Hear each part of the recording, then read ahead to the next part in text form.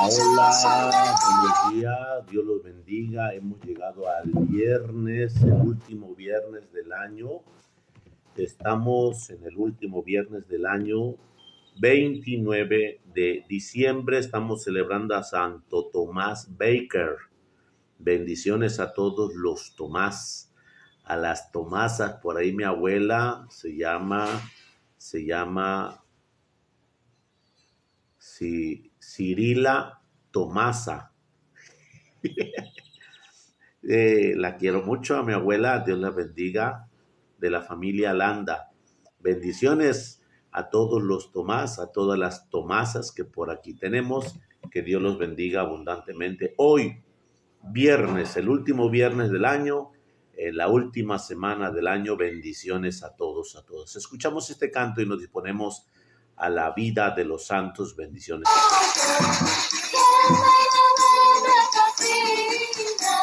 Pero mira cómo beben los peces en el río. Pero mira cómo beben por ver a Dios nacido. Beben y vuelven a beber los peces en el río por ver a Dios nacer.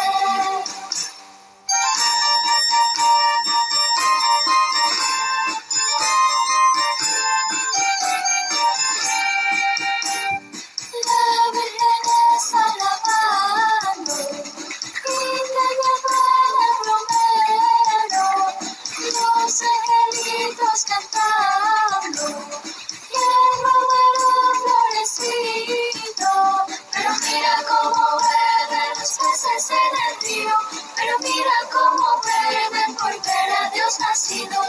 Beben y vuelven a beber los peces en el río por ver a Dios nacer.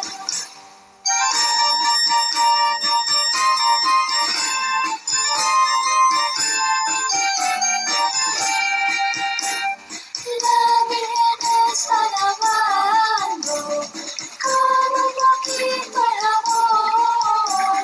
Se le picaron las manos de mi corazón. Pero mira cómo beben los peces en el río. Pero mira cómo beben por ver a Dios nacido. Beben y vuelven a beber los peces en el río por ver a Dios nacer.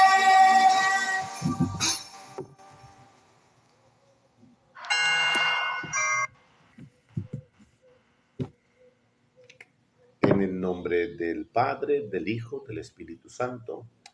Amén. Santo Tomás Baker, arzobispo mártir en el año 1170. Este mártir, que entregó su vida por defender los derechos de la religión católica, nació en Londres en el año 1118. Era hijo de un empleado oficial y en su primer año fue educado por los monjes del convento de Merton. Después tuvo que trabajar como empleado de un comerciante al cual acompañado los días de descanso a hacer largas carrerías dedicado a la cacería. Desde entonces adquirió su gran afición por los viajes, aunque fueran por caminos muy difíciles. Un día, persiguiendo una presa de cacería, corrió con tan gran imprudencia que cayó en un canal que llegaba el agua para mover el molino. La corriente lo arrastró y ya iba a morir triturado por las ruedas, cuando sin saber cómo ni por qué, el molino se detuvo instantáneamente. El joven consideró aquello como un aviso para tomar una vida más en serio y decidir. A los 24 años consiguió un puesto como ayudante del arzobispo de Inglaterra en Canterbury, el cual se dio cuenta de que este joven tenía cualidades excepcionales para el trabajo y le fue confiado poco a poco oficios más difíciles e importantes. Lo ordenó de diácono y lo encargó de la administración de los bienes del arzobispo.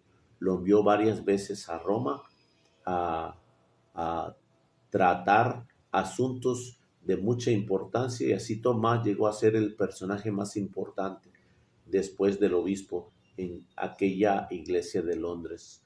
Monseñor afirmaba que no se arrepentía de haber depositado en él toda su confianza porque en todas las responsabilidades que se le encomendaba se esmeraba por desempeñarlas lo mejor posible. Dicen los que lo conocían que Santo Tomás Baker era delgado de cuerpo y semblante pálido, cabello oscuro, nariz larga y facciones muy varoniles. Su carácter alegre lo hacía atractivo y agradable en su conversión. Sumamente franco, trataba de decir siempre la verdad, de no andar fingiendo lo que no sentía, pero siempre con el mayor respeto. Sabía expresar sus ideas de manera tan clara que a la gente le gustaba oírle explicar los asuntos de religión porque se le entendía todo fácilmente y bien. Tomás, como buen diplomático, había obtenido que el Papa Eugenio III se hiciera muy amigo del rey de Inglaterra, Enrique II, y éste, en acción de gracias por tan gran favor, nombró a nuestro santo, cuando solo tenía 36 años, como canciller o ministro de Relaciones Exteriores. Tomás puso todas sus cualidades al servicio de tan alto cargo y llegó a ser el hombre de confianza del rey. Este no hacía nada importante sin consultarle. Su presencia en el gobierno contribuyó a que dictara leyes tan favorables para el pueblo. Acompañaba a Enrique II en todas sus carrerías por el país y el exterior, pues Inglaterra tenía amplias posesiones en Francia. Preocupaba que en todas partes quedara muy en alto el nombre de su gobierno y no tenía miedo en corregir también a los monarcas cuando veía que se estaban extralimitando sus funciones, pero siempre de la manera más amigable posible. En el año 1161 murió el arzobispo Teobaldo. Entonces el rey le pareció que el mejor candidato para ser arzobispo de Inglaterra era Thomas Baker. Este le advirtió que no era digno de tan sublime cargo y que su genio era violento y fuerte y que tomaba demasiado en serio sus responsabilidades y que por eso podía tener muchos problemas en el gobierno civil si no nombrara jefe de gobierno eclesiástico. Pero su confesor decía, en su vida privada es intachable y sabe mantener una gran dignidad, aunque en ocasiones peligrosas y en tentaciones de toda especie. Y un cardenal de mucha confianza, el sumo pontífice, lo convenció de que debía aceptar y al fin aceptó. Cuando el rey empezó a insistirle en que aceptara el oficio de arzobispo, Santo Tomás le hizo esta profecía y aún anunció que se cumplía a la letra. Dijo así: si acepto ser arzobispo, me considera que el rey, que hasta ahora es mi amigo, se convertirá en un gran enemigo. Y Enrique no creyó que fuera a suceder así, pues sucedió. Ordenado de sacerdote y luego consagrado como arzobispo, pidió a sus ayudantes que en adelante lo corrigieran con toda valentía cualquier falta que notaran en él. Y le decía: muchos ojos ven mejor que dos. Si ven en mi comportamiento algo que no está de acuerdo con mi dignidad de arzobispo, les agradezco de todo corazón si me lo advierten. Desde que fue nombrado arzobispo por el Papa Alejandro III, la vida de Tomás cambió por completo. Se levantaba muy al amanecer, luego dedicaba una hora a la oración y a la lectura de la Sagrada Biblia.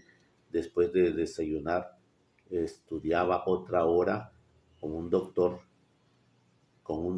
en teología para estar al día en conocimiento religioso. Cada día repartía él personalmente las limosnas a muchísimos pobres que llegaban al palacio arzobispal. Muy pronto ya los pobres que allí recibían ayuda era el doble de los que antes habían ido a pedir limosna.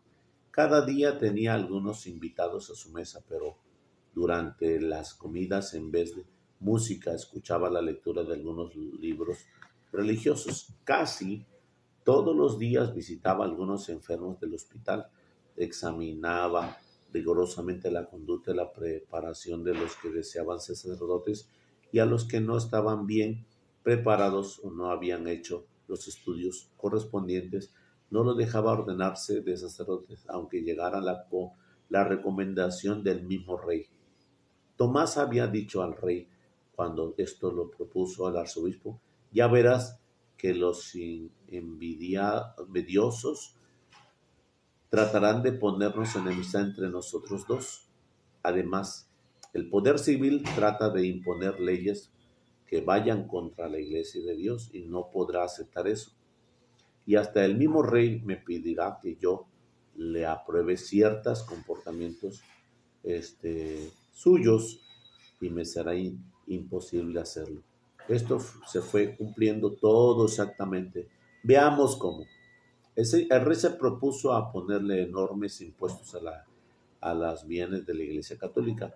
El arzobispo se opuso totalmente a ello y desde entonces el cariño del Enrique que hacía un antiguo canciller Tomás se apagó casi por completo. Luego pretendía el rey imponer un fuerte castigo a un sacerdote. El arzobispo se opuso, diciendo que al sacerdote lo juzgará su superior eclesiástico, no el poder civil. La rabia del mandatario se encendió furiosamente y Enrique redactó una ley en la cual la iglesia quedaba casi totalmente sujeta al gobierno civil. Y el arzobispo exclamó, no permita Dios que yo vaya jamás a aprobar o a firmar semejante ley. Y no lo aceptó. Nueva rabia del rey. Enseguida, se propuso que en adelante sería el gobierno civil quien nombrara para ciertos cargos eclesiásticos. Tomás se lo puso terminantemente y tuvo que salirse del país.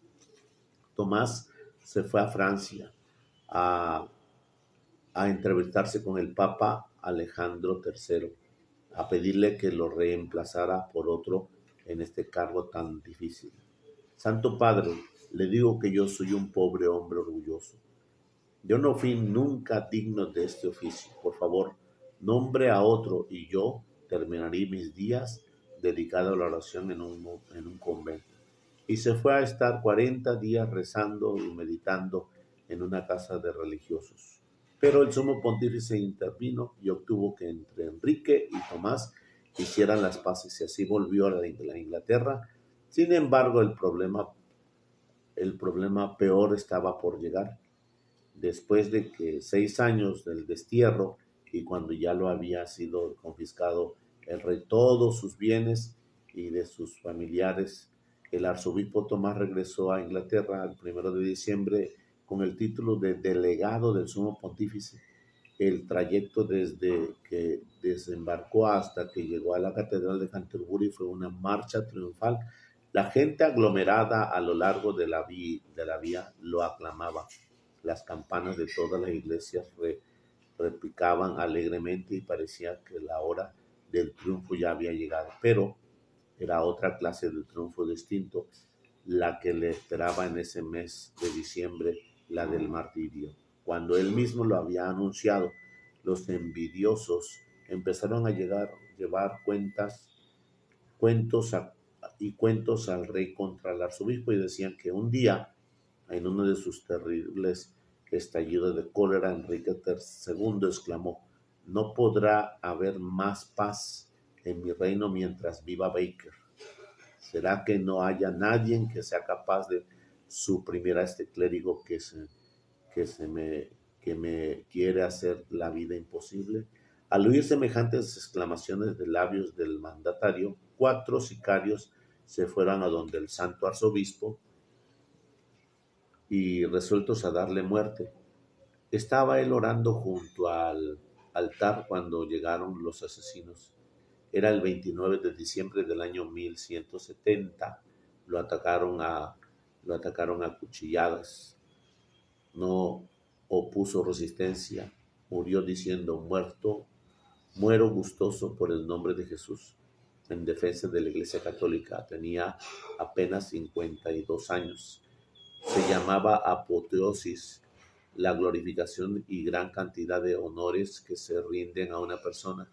La noticia del asesinato de un arzobispo recorrió velozmente Europa, causando horror y espanto en todas partes. El Papa Alejandro III lanzó excomunión contra el rey Enrique, la cual, profundamente arrepentido, duró 2 años haciendo penitencia, y en el año 1172 fue reconciliado otra vez con su religión, y desde entonces se entendió muy bien con la autoridad eclesiástica.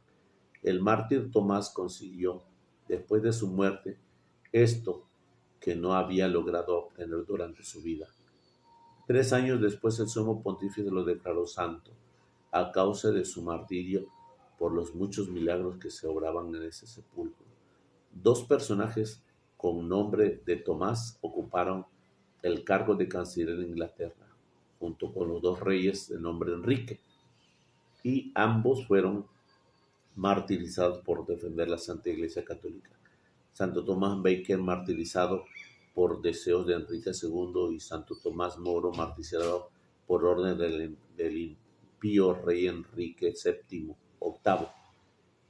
Quiera Dios que todos los hijos de la Santa Iglesia Católica en todos los sitios del mundo prefieran perder bienes, dignidades y hasta su propia vida con tal de permanecer fieles a nuestra santísima religión hasta la muerte. Tenemos hoy a Santo Tomás Baker, obispo de Canterbury en Inglaterra.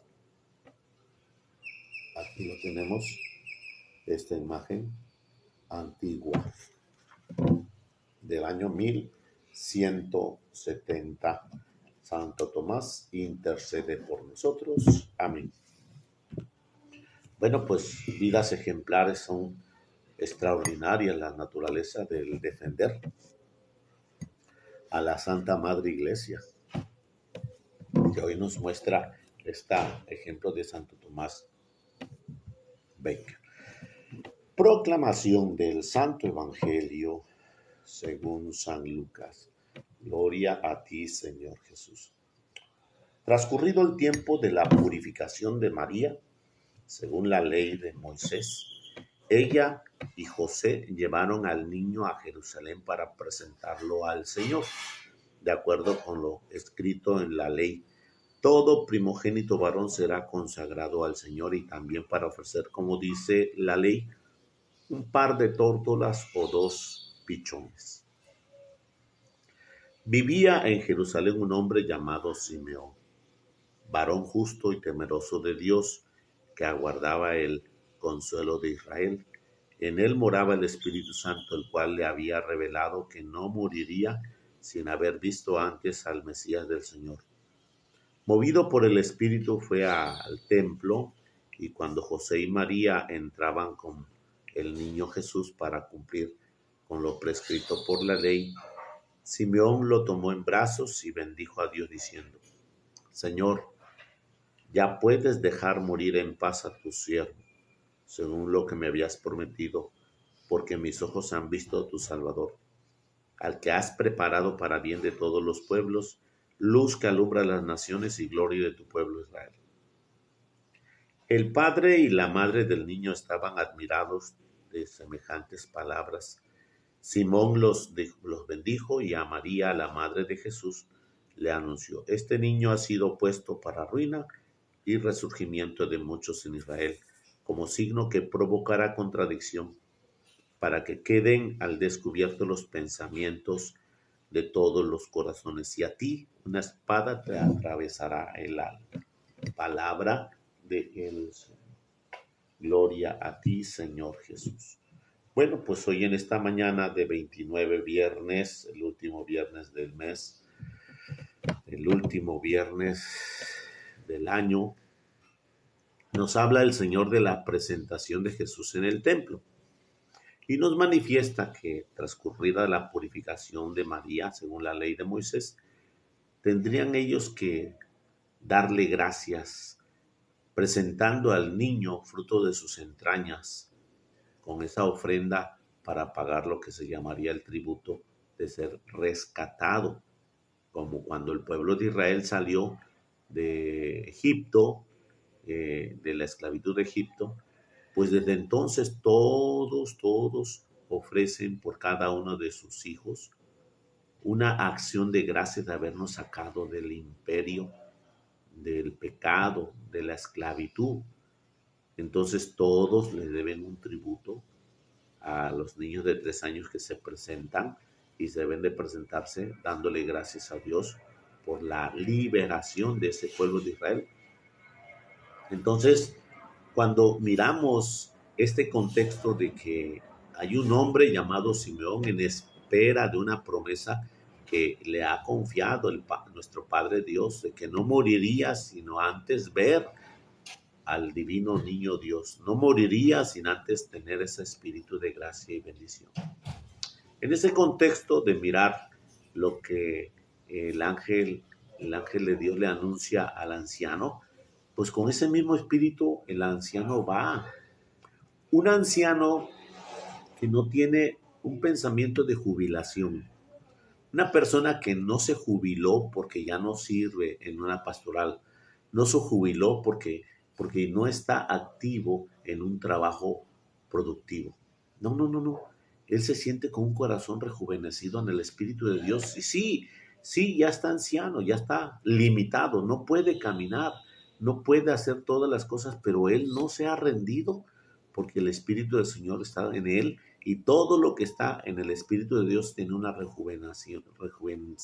rejuvenecimiento. De tal manera que escuchamos que el anciano no se había sentido jubilado y sentía y vivía la obra de Dios en camino de oración permanente. ¿Cuántas veces nosotros dejamos de ser coordinadores de una pastoral y ya con eso ya me voy abajo? Como que, como que es más importante el que yo sea coordinador a que yo responda a Dios por mi forma de vivir, por mi forma de ser. Si tú eres el maestro, si tú eres el jefe de familia, si tú eres la señora de la casa que siempre llevas la batuta y siempre llevas el orden, pues algún día tienes que jubilarte. Y este anciano Simeón sabe que ya no va a rendir frutos en la sociedad, pero no deja de hacer lo que su corazón le agrada en la fecundidad de una oración y el Espíritu Santo mora sobre él. ¿Cómo dice aquí? Miren, ¿cómo dice aquí? Dice aquí que en él guardaba el consuelo de Israel. ¿Qué quiere decir?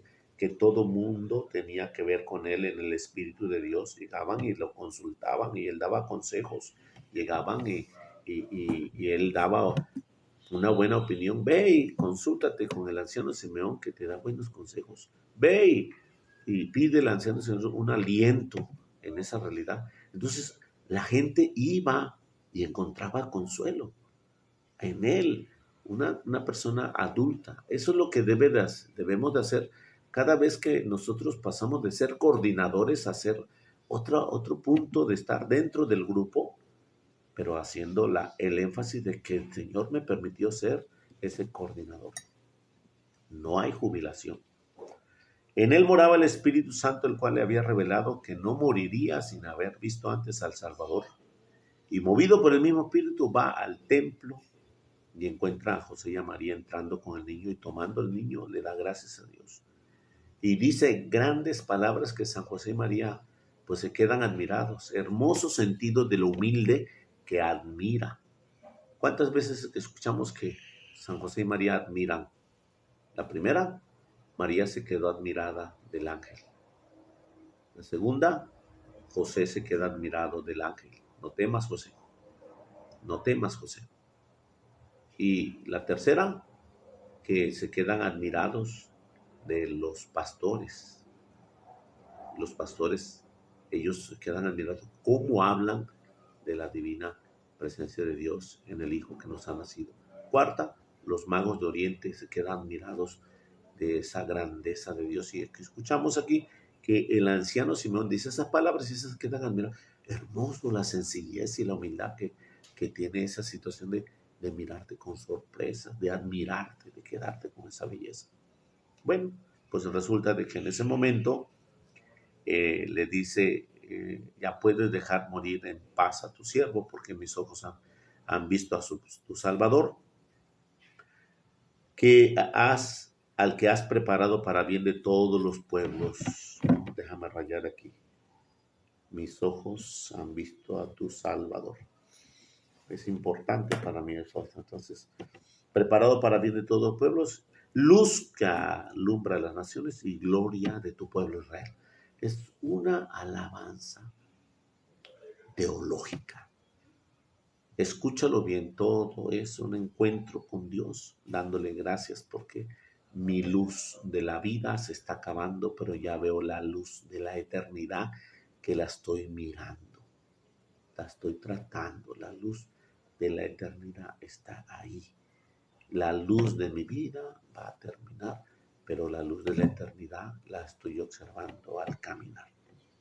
Entonces, inmediatamente se dirige a ellos. Al padre y a la madre del niño estaban admirados de semejantes palabras, y Simón les dijo a María, la madre de Jesús, le anunció: este niño ha sido puesto para ruina y resurgimiento de muchos, y signo que provocará contradicción, y que queda al descubierto los pensamientos de los corazones. Escúchalo bien, provocará contradicción. Ya escuchaste en la vida de los santos cómo es que en este contexto eh, Santo Tomás Moro le dijo al rey Enrique II que si él iba a ser proclamado arzobispo de Inglaterra, que esa amistad quizás se va a acabar y se acabaría, hasta enemigos quedaríamos. Y el rey Enrique, con la confianza de ese poder que le acompaña, pensó que Tomás pues lo iba a consentir en sus mentiras, en sus engaños. Y sucedió así, signo de contradicción. Fue expulsado Tomás porque Enrique realmente quería meter la mano más allá y la metió en ese contexto del gobierno, de tal manera que cuando lo expulsaron a Santo Tomás, hizo muchas cosas muy malas en torno a la iglesia, los impuestos, la autoridad de querer ordenar él siendo autoridad civil, sacerdotes y obispos. Y realmente aquí escuchamos claramente ese signo de contradicción que es Tomás para muchos que son gobernantes. Y bueno, tú y yo queremos estar con Jesús, debemos de ser signo de contradicción para algunos que viven una vida muy relajada, y que tu vida y la mía debe de ser signo de testimonio a los demás, signo de gracia y bendición. Así que la luz debe de disipar la oscuridad. Bendiciones en esta octava de Navidad. Bendiciones en el Señor, que el Señor nos da su fortaleza y su presencia en este día de Navidad, viernes de la octava de Navidad. Feliz fin de semana para todos. El cuerpo lo sabe, el clima se siente y realmente lamentamos que no se pueda hacer nada. Bendiciones a todos. Dios los bendiga. Felicidades. Nos vemos al rato en la celebración. Primero Dios.